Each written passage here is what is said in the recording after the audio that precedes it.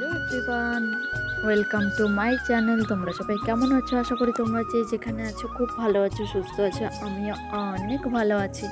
তো দেখো, মাকে নিয়ে সকাল সকাল বেরিয়ে যাচ্ছি আলিপুরের উদ্দেশ্যে। ডাক্তারের কাছে যাব। তো মায়ের শরীরটা খারাপ, তো তাই সকাল সকাল বেরিয়ে যাচ্ছি। তো দেখো, আলিপুরের দোকানপাট এখনও ভালোভাবে খোলেই নি। আর আজকে প্রচুর তাড়াহুড়ো ছিল, তো আমি ভাবছিলাম যে আজকের গেটটা পড়বে কেন বলো তো? আমি যেদিনই তাড়াহুড়ো থাকে সেদিনকেই গেটটা পড়ে, কিন্তু আজকে কপাল ভালো, আজকে গেটটা পড়েনি। তো দেখো, কথা বলতে বলতে ডাক্তারের কাছে চলেই আসলাম। দেখো, এর আগেও হয়তো আগের ভিডিওতে দেখিয়েছি তোমাদেরকে, যেটি হেলথ কেয়ারের মাকে ডাক্তার দেখাচ্ছি জ্যোতিষ্ঠী দাসের কাছে। তো আজকের কপালটা মানে এতটা খারাপ ছিল, খারাপ থাকতে থাকতেই ভালো হয়ে গিয়েছে। তো দেখো, হাঁটতে হাঁটতে মা মেয়ে দুজনে মিলে ঢুকে যাচ্ছি ডাক্তারের চেম্বারের কাছে। তো ভিতরে গিয়ে বেশি ভিডিও করব না, যদি চান্স পাই তাহলেই করব। তো দেখো, একটু চান্স পাচ্ছি, মা সিঁড়ি দিয়ে উঠছে। মাকে বললাম যে লিফটে আসো, মা বলে না আমি লিফটে যাব না, আমার ভয় করে। মানে বুঝতেই পারছো তো, কি বলবো, আর জোর করে আর আনিনি। তো সিঁড়ি দিয়ে বেয়ে বেয়ে উঠে আসছে। তো এসে দেখি ডাক্তার চলে যাবে হসপিটালে। তো পুরো লোক, মানে যতগুলো লোক দেখার ততগুলো দেখে নিয়েছে। তো আমাদের ভাগ্যটা এতটাই খারাপ, মানে কি বলবো। ডাক্তারের ভিতরে একজন রুগী আছে, আর আমরা অনেক রিকোয়েস্ট করে বললাম যে আমরা অনেকটা দূর থেকে এসেছি, প্লিজ একটা রুগীকেই দেখান। তো বলতে বলতে পরে একজন এসে বললো যে একজন রুগী দেখানো হয়নি। তো ওই পরে ভাগ্যটা একটু আমাদের ভালো হয়ে গেছে। তারপর দেখো, দেখাতে পারলাম। দেখে তারপর আবার সিঁড়ি দিয়ে মা নেমে আসে। তো আবার বললাম যে চলে লিফটে চলো, মা বলছে না আমি যাবো না, আমার ভয় করে।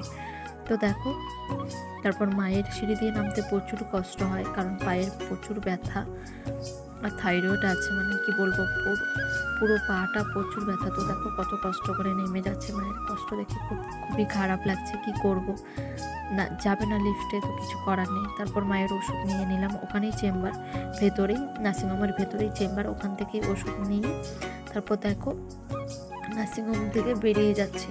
তখন প্রায় 1টা বাজে, আর এত পরিমাণ রোদ উঠেছিল কি বলবো। তো আমরা একটু আজকে কেনাকাটা করব ভাবছি। তো দেখো, হেঁটে হেঁটে হসপিটালের সামনে দিয়ে চলে আসি, আর হসপিটালের সামনে দেখো বন্যা লেগে গিয়েছে।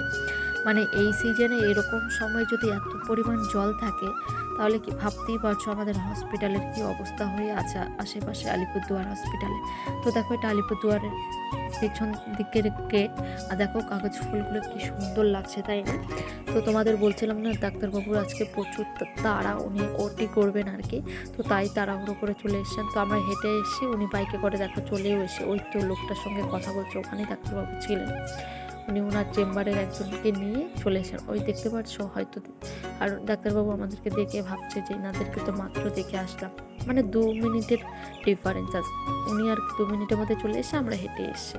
তো দেখো, হাঁটতে হাঁটতে হসপিটালের পিছন দিক থেকে চলে যাচ্ছে। মানে সামনের দিকটা ঘুরে গেলে অনেকটা লেট হবে, তাই আমরা পিছন দিক দিয়ে চলে যাচ্ছি। আর এই দেখো অ্যাম্বুলেন্সটা, এটা মনে হয় মর্গের লাস্ট ঘরের এদিকে চলে যাবে। আর লাস্ট ঘর তোমরা চেনো কিনা জানি না, আমি ছোটো থাকতে লাস্ট ঘর চিনি। ওই কোনাটায় দেখতে পারছো, ওখানে লাস্ট ঘর ছিল। আর আমাদের হসপিটালের এত নোংরা অবস্থা, মানে কি বলবো। তো দেখো, ইমার্জেন্সি ঘরের সামনের দিক থেকে আমরা চলে যাচ্ছি হচ্ছে হসপিটালের ভেতর দিয়ে। এই হচ্ছে ইমার্জেন্সির রুম। এখানেই যদি কারো মানে কি বলবো, আর আর কোথায় কোন রুম আমি সঠিক চিনি না, কারণ আমি ছোটোবেলা থেকে ঠাকুর করলে আমি কোনোদিনও হসপিটালে ভর্তি থাকিনি। তো তাই আমি কোথায় কি কাকে অ্যাডমিশন করানো হয় জানি না, শুধু যেখানে কুকুর বেড়াল কামড় দেয় ওই জায়গাটাই ভালো করে চিনি। তো দেখো, কথা বলতে বলতে হসপিটালের সামনে বেরিয়ে এলাম। তো আর এত পরিমাণ রোদ কি বলবো। আর এখানে হচ্ছে টিকিট কাটা হয়, দেখো 1:30 বাজে, তবুও লোকজনের মানে টিকিট কেটেই যাচ্ছে, এত পরিমাণ ভিড় ছিল। তো দেখো, আর এত পরিমাণ রোদ তোমাদের বলছিলাম। তো রোদের থেকে নিজেকে বাঁচাতে মাস্ক আর সানগ্লাসটা পরে নিলাম। তো ভাবলাম যে এতক্ষণ তো সব কিছুই দেখালাম না, নিজেকে একটু দেখানো যাক, তাই না? তো দেখো, নিজে মানে কি বলবো, একটু ঢং মেরে হেঁটে হেঁটে যাচ্ছি। তো আজকে ভাবলাম, তারপর দেখো এই হসপিটালের যে এই মন্দিরটা, এটা আমি ছোটোবেলা থেকেই দেখতাম এরকমভাবেই আছে। কিছুদিন আগে গ্রিলগুলো লাগিয়ে দিয়েছে বাবার গ্রিলগুলো লাগিয়ে দিয়ে ভালোই হয়েছে। তারপর দেখো আবার নাটক মেরে মা মেয়ে দুজনে হেঁটে যাচ্ছে, আর আমি হেঁটে হেঁটে একটু এগিয়ে যাচ্ছি, কারণ মাকে ভালো করে দেখা যাচ্ছে না। তো দেখো, তো আমাদের মা মেয়েকে কেমন লাগছে একটু অবশ্যই কমেন্ট করে জানিও। মায়ের শরীরটা খুবই খারাপ, তো দেখতেই পাচ্ছ চোখ মুখ দেখে। তো দেখো, মাকে দেখানোর জন্য আমি একটু আগে আগে হেঁটে হেঁটে চলে যাচ্ছি। তো তারপর হসপিটাল থেকে হেঁটে হেঁটে চলে গেলাম স্টেট ব্যাংকে। আমার একটু ব্যাংকে দরকার ছিল, দরকার বলতে আপডেট করাবো। আর গিয়ে দেখি লাইনে অলরেডি তিনজন দাঁড়িয়েছিল।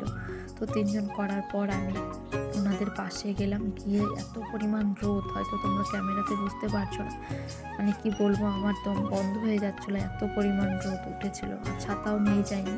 তো গিয়ে দেখি অলরেডি তিনজন আপডেট করার জন্য দাঁড়িয়ে আছে। তো ফাইনালি আমার সময় এলো, তো আমি বইটা আপডেট করে নিয়েছি। আর আমি এতদিন থেকে আপডেট করিনি, মানে বইটা পুরোটা ভর্তি হয়ে গেছে। তো কি করব, আবার আপডেট করাতে হবে অন্য বই নিয়ে। তারপর আবার চলে গিয়েছিলাম ব্যাংকের ভেতরে। আর এইদিকে দেখছি পুলিশ যেন কিসের র্যালি করছে, আমি সঠিক জানি না, জাস্ট একটু ভিডিও করে নিলাম।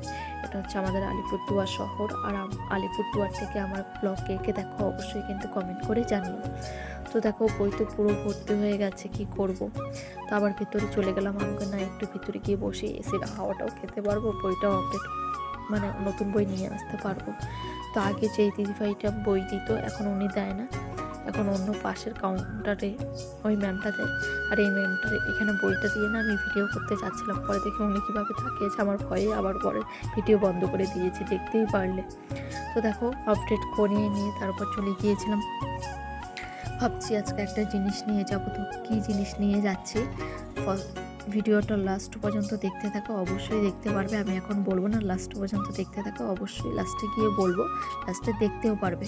তো দেখছিলাম আলনা আর কি, তো ভাবছিলাম যে কোনটা নেব, লোহারটা না স্টিলেরটা। লোকটা বলছিল স্টিলেরটাই ভালো, তো আমি ভাবছিলাম যে স্টিলেরটাই আনবো। পরে কোনটা গিয়ে আনলাম, স্টিল না লোহার, লাস্ট পর্যন্ত দেখতে থাকো, অবশ্যই দেখতে পারবে। তো তারপর দেখো চলে গেলাম ওপরের শোরুমে, ওখানে ভাবছি আরেকটা জিনিস নেব। আমি ভাবছি কি আজকে নেব না অন্যদিন নেব, আজকে দেখে যাওয়ার জন্য আসলাম আর কি। দেখো ক্যামেরাটা কি অবস্থায় হয়ে আছে, মানে হেঁটে হেঁটে যাচ্ছি আর এত পরিমাণ গরম, কি বলবো। তো এই তো আমি আমার রুমের জন্য ভাবছি একটা খাট নেবো আর কি। তো দেখছিলাম আর কি যে কোনটা কত পড়ে। তারপর ওখান থেকে চলে গিয়েলাম মাকে নিয়ে মন্দিরে, আমাদের বড় দুর্গা বাড়িতে। তো মাকে নিয়ে চলে গেলাম মায়ের মন্দিরে, আর গিয়ে দেখছিলাম ওখানে প্রসাদ বিতরণ হচ্ছে, কিন্তু আমাদের কপালটা এতটাই খারাপ, মানে কি বলবো, আমরাও গিয়েছি, প্রসাদও শেষ হয়েছে। তো মা তারপর বলছে যাদের ভাগ্য ভালো তারাই এখানকার প্রসাদ পায়, আর আমাদের ভাগ্য খারাপ, তাই আর আমরা পেলাম না। ঠিক আছে, অন্যদিন চেষ্টা করব আর কি, মা এভাবে বললো। তো আমি বললাম ঠিক আছে, চলো ওইদিকে প্রসাদ বিক্রি করে, তো চলো গিয়ে দেখি ওখানে প্রসাদ পাওয়া যায় নাকি। তারপর গিয়ে দেখছি যে না, ওখানে আগে সকালে টিকিট কাটতে হয়, তারপর গিয়ে দুপুরে পরে গিয়ে প্রসাদ আনতে হয়। তো আর কি করব, অন্যদিন যেতে হবে গিয়ে যদি। আর ওখানকার প্রসাদ খেলে মানে কি বলবো, বারবার খেতে ইচ্ছে করে, অমৃত হয়। তারপর ঠাকুরকে প্রণাম করে তারপর বেরিয়ে যাচ্ছে। তো এখানে দেখলাম একটা পার্টি এসে মায়ের কাছে, তারা মায়ের কাছে পুজো দিচ্ছে। ওরা গাড়ি কিনেছে, গাড়ির পুজো দিতে এসেছে। তো দেখো এই যে গাড়িটা, ওটা ওরাই এসছে, আর এটা হয়তো গাড়ির ড্রাইভার নাকি জানি না, পোজ দিচ্ছে আর কি। আমি একটু ভিডিও করে নিলাম। তারপর আমরা যেদিন গিয়েছিলাম সেদিন ছিল বৃহস্পতিবার।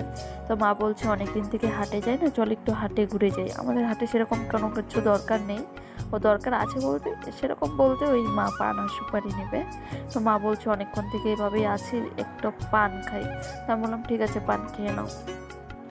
তো দেখো মা পান কেনার জন্য পানের দোকানে দাঁড়িয়ে আছে, আর পানের দোকানেও একটু ভিড় ছিল, তাই অনেকক্ষণ দাঁড়াতে হলো। আর আমি এদিকে সাইড থেকে ভিডিও করছিলাম আর কি। তো দেখো এদিকে শাখাওয়ালা কাকুগুলো বসে আছে, তারপর গিয়ে আস্তে আস্তে জামা কাপড় এগুলোর দোকান আর কি।